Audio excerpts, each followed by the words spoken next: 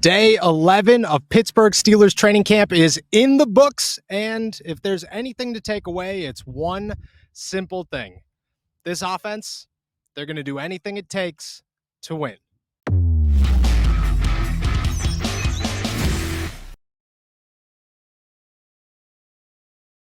What's going on, everybody? I'm Noah Strackbein. Thank you for jumping on to Steelers to Go, your daily to-go cup of Pittsburgh Steelers news and analysis. Find us on youtube.com/allsteelerstalkers. Subscribe anywhere you get your podcasts. Today, we are live once again from St. Vincent College here in Latrobe, Pennsylvania, recapping day 11 of Steelers training camp. And one thing stuck out today, and that is that this offense has weapons and it has plenty of options, and the Steelers plan to utilize all of them. We came into the offseason and you knew a couple of things about who the Pittsburgh Steelers offense was. Najee Harris is a 1,000-yard runner, and if he stays healthy, that's almost guaranteed at this point. Jaylen Warren is turning into a very, very quality backup running back, and one that many expect to have a huge season in 2023. Pat Freiermuth is climbing steadily up the tight end roster, and at this point in the NFL, it appears he's one of the best. George Pickens is George Pickens, man, and it's very difficult to say that there's anybody else like him in the NFL. And what we've seen here at training camp is that that's only getting better by the moment. Who George Pickens is and what George Pickens is capable of doing is very hard to emulate for anybody else out there. The Steelers' offensive line is new, but seems better equipped for the challenge ahead in 2023. Kenny Pickett is a second-year quarterback, and we, at a baseline, understand who he is as a passer. He's a guy who wins in big moments, who has the it factor, a guy who was drafted to be Kenny Pickett. And that isn't Patrick Mahomes or Josh Allen or somebody who could come out here with a huge arm. That is to be Kenny Pickett, a guy who, in tight moments, can get you to where you need to be as a team and as an offense, and most times that's in the end zone in clutch situations. But there were questions. What was going to be the identity of this team? Is it going to be just simply we run the football, and if we can't run the football, well, things aren't going to work out in our favor? Is it going to be George Pickens, toss it up and go get it? Is it going to be a West Coast style offense where everything is short passes, intermediate game, make your way down the field, be smart about the football? Or was it going to be none of the above? And I think today, maybe it's a little bit of both, because what we've seen over the past couple of days is pretty clear. The Steelers are out here to win and get in the end zone by any means possible. And time again throughout this training camp, they're pulling out the stunts that they wouldn't in years past to say, hey, look it, we could do this. We're practicing this. We're going to try anything we could see and utilize, because we'd rather have a feel for it right now than we will in a game. You got to remember back to whatever season it was when Chris Boswell attempted the fake field goal pass and got hurt, and everybody raved about it. Can't believe you did that in a game. You're not going to try that in practice, blah, blah, blah. This year, instead of waiting until the regular season to do crazy things, instead of waiting for one day of practice where you break it out one time, because most NFL teams, that's all you do. You wait until the week of in a game. You say, we think this could work against this defense, or our offense needs a spark here, so we're going to try to pull this one out of our butt and see if it works during a game. But we have to practice it, obviously. So we're going to practice it one time, the last play of a team drill, and we're going to see if it works. And whether it works or not doesn't mean anything, because chances are we're still going to try it in a game. Trust me. I've been around plenty of practices. I've been around this league for a couple of years now. Every time I see something crazy, it is the last play of a team drill during practice, one day of the week, and it is never brought up again until the game. This time, this year, Matt Canada and the offense are saying, hey, look, we're going to try some things because we got some guys that are capable of a lot. Versatility is a huge component of our offense. Versatility is a thing that might carry us, that we might need to carry us this season. So we're going to try some things. Today, obviously, we have Kendrick Green. Kendrick Green is a fullback. I don't even know if I consider him an offensive lineman anymore. I think that at this point, the Steelers think that they have found something, and I kind of believe them. I watched him take a handoff today and get 2 yards with ease, and it was 3rd and 1, and you thought, if it's 3rd and 1 and Kendrick Green doesn't fumble the football, which I'm not going to say is a guarantee by no means, that's huge and almost unstoppable.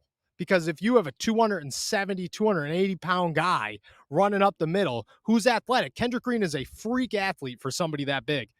You're telling me that that's not going to work? I think it's going to. He ran one at the 1 yard line, 2 yard line, maybe, where Najee Harris followed him into a hole, and it looked like the easiest touchdown of the summer. And you just thought immediately, that's going to work all the time. And I've thought that too. I mean, I tweeted it out the other day. Kendrick Green leads Najee Harris through a hole. Who's stopping that? Nobody. Not at the goal line. That's not happening. That's a touchdown 9 times out of 10. And that 10th one, somebody jumped over Kendrick Green and just got the best of him. But if he could play smart and if he could continue to do this, I think the Steelers actually have something in this guy. And then they broke out a pass for Connor Hayward, or a Connor Hayward pass, I guess, where it was an end around. Connor comes around on the goal line, stops, tosses it to Pat Freiermuth. And everybody laughs and everybody goes, oh, but it was a touchdown and it worked. And it looked very familiar to the defense because the Steelers love to run that play. They love to run an end around with the tight end. They love in those short yardage situations to give Zach Gentry, to give Connor Hayward, to give Pat Freiermuth the football and say, hey, man, use your weight, get us a yard, get us 2 yards. Doesn't matter. This is what you're here for. You have all the momentum. You're already on the move. You should be able to fall forward. Instead, they gave it to Connor Hayward, and Connor Hayward, well, he does what he does best, and that's be versatile and be a Swiss Army knife to an offense that has other weapons. And Pat Freiermuth is one of those weapons. And if you're going to use that in a game, well, chances are it's going to work, and you're going to feel pretty good, and you're going to light up a crowd and shock a defense. And the Steelers have been looking for both of those things. I think it's huge to be trying these things. I think it's a twist. You know, you have a lot of people and a lot of analysts and a lot of fans and a lot of media and a lot of everybody who don't like the jet sweeps, who don't like the end arounds, who don't like pitches, who don't like anything that they believe Matt Canada has gotten creative with. And I don't disagree with any of that. I agree 100% with it. I think that being creative and being boring doesn't work when you try to mix them together. And I thought up until this point, Matt Canada's offense was as boring as it got. Terrible. Didn't utilize the middle of the field enough, relied heavily on short yardage passes. Every time they tried to get funky or trick somebody, it was just the most boring, lame tricks that you could possibly utilize. Stuff that you'd look up in a Madden playbook and you'd say, yeah, this is what you got because Madden is as generic as it gets. Then they broke these out and you start thinking, okay, I like this. I like this a lot. I like that you're finally getting creative and that the offense is finally trying to utilize things to be sneaky and trick people. And I don't think that either of these things is a package or a play that they'll run maybe more than once in a season. But what I will say is this, it's always in their back pocket. And what you can do off of this is very big. Because if it starts here, if it starts with a simple pass from Connor Hayward to Pat Freiermuth at the 1 yard line, or Kendrick Green catching a pass out of the backfield, it could go to many different things. It could go to Kendrick Green lining up across the offensive line and being utilized as a guy who could catch passes. It could be Connor Hayward utilized as a running back or a fullback or a wide receiver or whatever, and you could count on him to throw a pass. Maybe it's not the greatest pass. Maybe it's not even a pass that's accurate, but it's in his wheelhouse for right now. And until proven otherwise, the Steelers are going to try to build off of that. That is exciting. Bring it all out. Break open the entire playbook. Add some things that are actually fun to watch because most of the time that stuff actually works. Ask the Kansas City Chiefs, man. Nobody in their right mind would look at a play called Ring Around the Rosie where you run around in a circle and then you go get lined up and snap a football and say, that is a play that we should be running.